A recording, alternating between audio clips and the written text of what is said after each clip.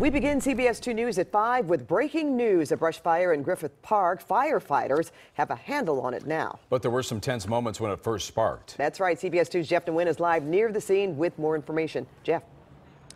Pat and Jeff, we are waiting for an update from the LA City Fire Department right now, but the good news is that fire crews do have a handle on this situation. The other news is you see right behind me, you see dozens of people right now waiting to get on that shuttle bus right there. The reason is because they had to evacuate from the Griffith Park Observatory earlier. They were not allowed to get in their cars to get out of here. So right now they are getting onto that shuttle bus to get to their cars. But we want to give you a look at what happened earlier this afternoon. From our chopper, you could see a series of water drops near the Griffith Park Observatory, where a show inside was cut short around 2 p.m. Visitors were ushered out of the park. As soon as we walked out, you could see the flames, so it was just kind of shocking. Crews had to hike up to the flames in the heat and humidity. The fire burned about a quarter mile from the observatory. Visitors were not allowed to get to their cars for safety, so they had to hike out. We saw a number of parents carrying their kids down the hill. I was panicking. He was a little nervous because the atmosphere when everybody first found out, like everybody around us, you can kind of tell, you know, mothers were like grabbing their kids. Everybody was kind of like nervous. There was some kids crying, and like I was a little nervous too, for mainly for my son. The fire burned a handful of cars, but no structures were damaged. Many people who were evacuated waited things out at the Greek Theater. At 4 p.m., they were told shuttles would take them back to their cars. Many were grateful to the firefighters. I feel like they handled it really well. Like they came here like very promptly, and like they evacuated everyone very smoothly. It was a really good process overall. Like I was never like in fear for my life or anything. So again, we are waiting for a news conference and update from the fire department, but the latest is that 10 acres did burn. No one was hurt, and the Griffith Park Observatory will be closed this evening. There is a concert scheduled at the Greek Theater that is still going on, but in the meantime, you can see all these good folks waiting in line to get on that bus to get back to their cars. Again, no one hurt in this fire. 10 acres, however, did burn. That's the latest from here. We'll send it back to you in the studio. Yeah, we are waiting a live press conference, so we'll get that to you here on CBS2 when that is available. Well, even though those temperatures are beginning to dip, it is still hot out there, of course, and those conditions, Pat, still dangerous. They are, and CBS2's Garth Kemp has been following this. He joins us now with the first look at the forecast. Garth. Yeah, well, the best news I can give you about this is we're not really dry out there. We have a lot of humidity. That helps firefighters as they try to get the fires to lie down. So that's the good news. We're not picking up heavy winds. We're getting more of an onshore wind, but the high dew point, high humidity, or at least above humidity where we would be if we were dry on an offshore push, are big saviors out there. 84 degrees right now. That's downtown. Winds are calm. Humidity at 51%. Look at the dew point, 60%. When you get about 51% dew point, which is not often for us here in Southern California, I mean, not normal in the summer, that's when you get that really sticky feeling. So 64% is very sticky out there. Temperatures a little bit better in some spots, some not quite as good as what we were yesterday. San Bernardino at 99, 89 into Corona, and 79 right now into Santa Ana. So you can see we're down a little bit, but with that humidity, feels worse. We're tracking some thunderstorms still well off to the east. I'll explain all that to you and show it to you coming up in a little bit. Back to you guys. All right, thanks for that, Garth. See you in a bit. Shocking video now caught on camera. A man swings a child around like a little rag doll, then throws him on the ground. And a concerned neighbor saw this video on her security camera. It was taken while the man was arguing with his girlfriend. CBS 2's Nicole Comstock joins us now live with reaction from neighbors and details on the father's arrest. Nicole?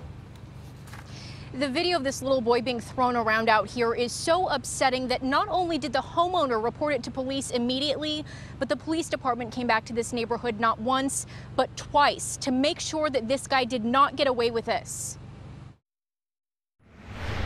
Walking the footprint, we've seen the acreage actually go up to 25 acres.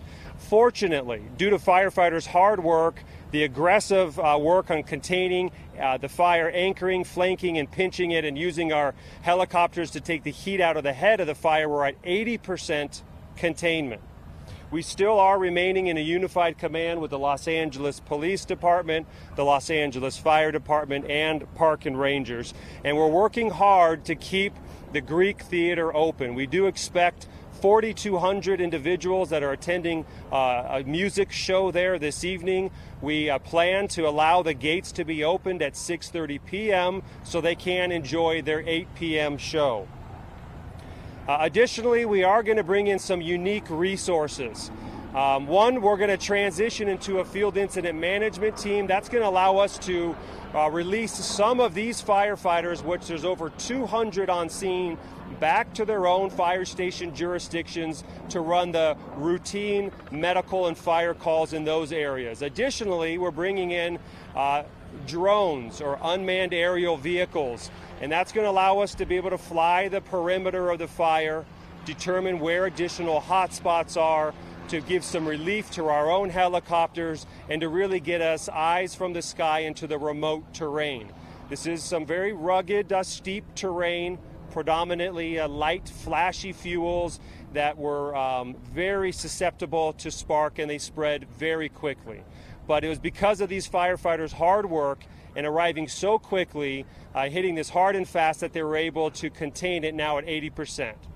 What are the particular questions at this time? Captain, give us a roundhouse estimate of how many people were evacuated today. It must have been hundreds. More into the thousands. We would estimate approximately 2,000 plus individuals were enjoying the beautiful Griffith Park and the observatory.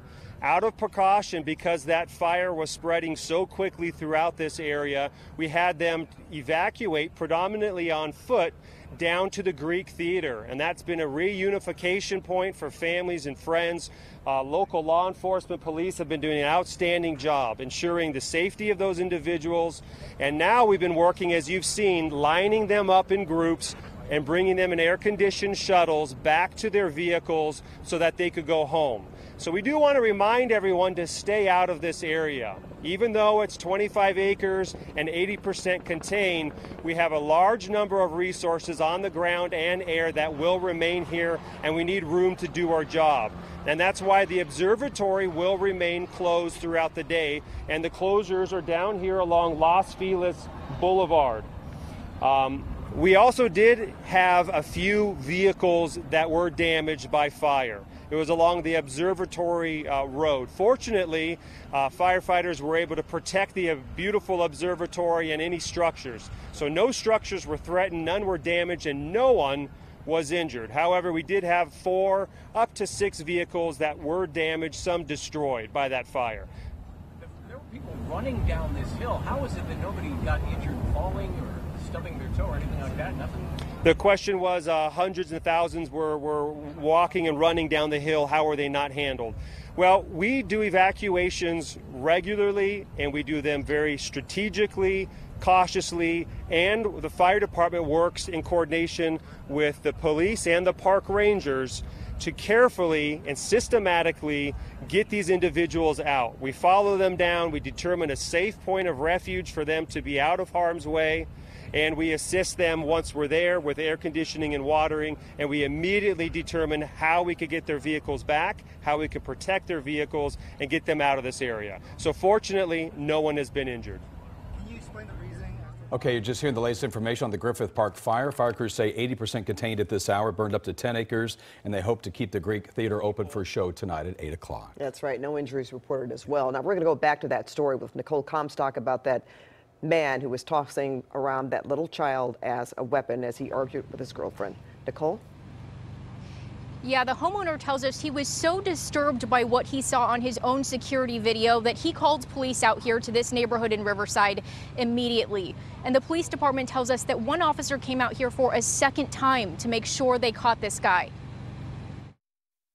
Wielding a small child like a weapon, a 27-year-old Riverside man was caught on security camera swinging his little boy's body at his frightened girlfriend. Almost like a baseball bat. Riverside police now say the woman in the video was trying to hide from her boyfriend inside the gated community last week. But when he found her, his temper flared. That takes your breath away. And then there's anger. Detective Jerry Lynn Chebikowski describing her reaction as a mother watching what happened to the 18-month-old.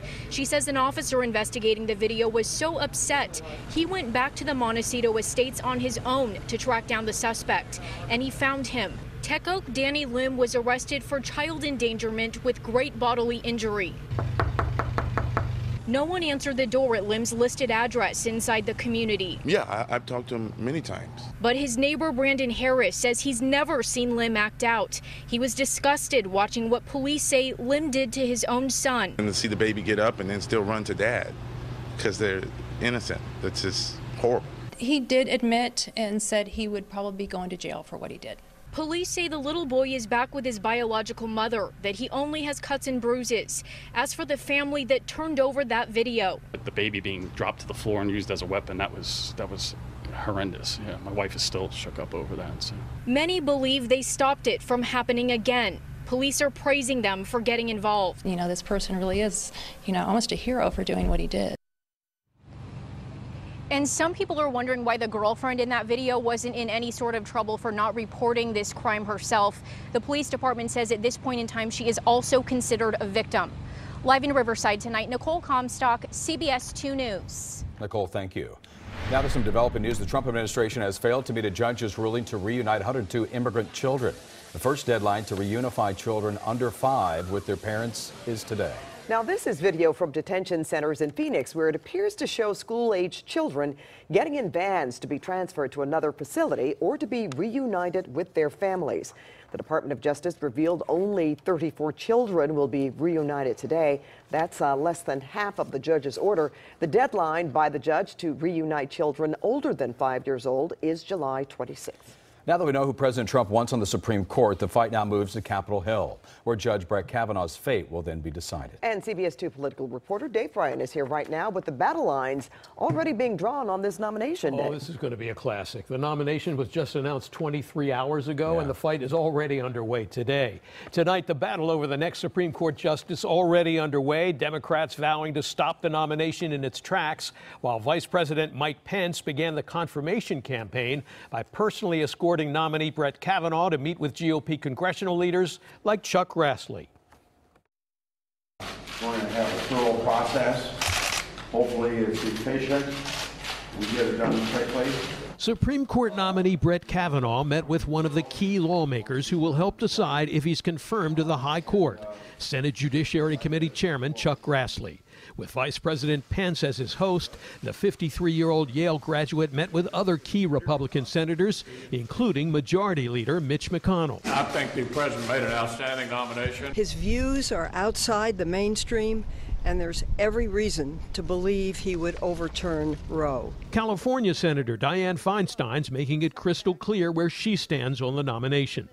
Feinstein and her California Senate colleague Kamala Harris are both on the Senate Judiciary Committee, which will vet Kavanaugh's record and decide whether the full Senate should take up his nomination. President Trump set out to keep his word to the American people that he would nominate once again a justice to the Supreme Court who would faithfully interpret the Constitution as written. With the GOP holding a razor-thin majority in the Senate, moderate Republicans such as Susan Collins of Maine and Lisa Murkowski of Alaska will be crucial. I'm going to apply a very rigorous test. He certainly has the qualifications, but I know that there will be further process.